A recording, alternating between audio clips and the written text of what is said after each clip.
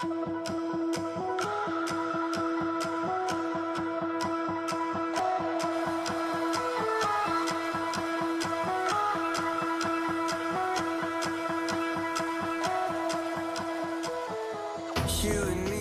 and welcome to a Saturday night chat. How are you? Saturday night before Halloween, spooky. We're not doing anything different this week, but all of these news stories will totally creep you out.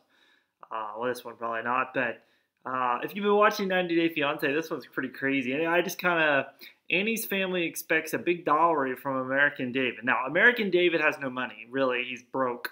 But apparently in their country over there, wherever it is, you have to give a dowry, which is like, I think she's from the Philippines, which basically means you're helping the family out by taking the daughter away because the daughter's no longer going to be able to, afford it. Annie's family is expecting 2 to 3 million baht, or about 60 to 90,000 US dollars in our currency.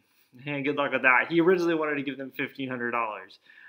It's pretty interesting. So it's different. It's like, I've watched that a lot, the guy from the Dominican Republic, on how we do things here in the U.S. You don't have to give the families anything, and the families pretty much have to fend for themselves. But these other countries, it's very different. So it'd be interesting to see how that guy makes out, because he's broke to begin with. Joseph and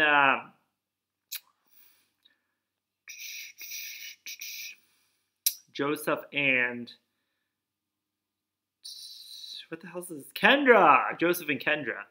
Duggar. Jim Bob and Michelle give pre-wedding pep talk to Joseph Duggar. Always cherish her.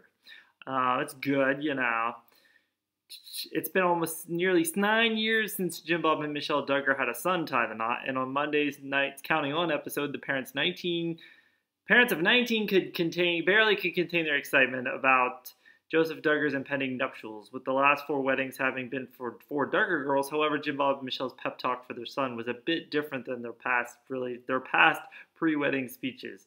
I'm so thankful Michelle and I had a few minutes with Joe by himself before he got married. I'm sure that was interesting talk. But then, if you go over here, Joseph Duggar and Kendra Caldwell accused of breaking courtship rules. It's only been 6 weeks since Joseph Duggar and Kendra Caldwell got married, but already the newlyweds find themselves at the center of controversy. The latest Duggar mini scandal has nothing to do with Joe and Kendra's actions since saying "I do," however. Instead, it seems fans are irate about something that took place before their massive wedding. TLC recently uploaded a video taken just days before Joseph and Kendra exchanged vows. The footage shows the young couple enjoying a picnic and discussing their plans for a married life. I think it's gonna be exciting to move into our first house, blah, blah, blah, blah.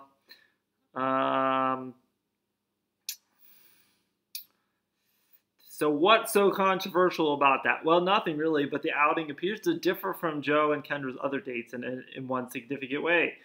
In the past, they were chaperoned by members of the Massive family. So this is a scandal. Who cares? It's like everybody else in the freaking country. They don't need a freaking chaperone. Sorry. This gets me a little ticked off.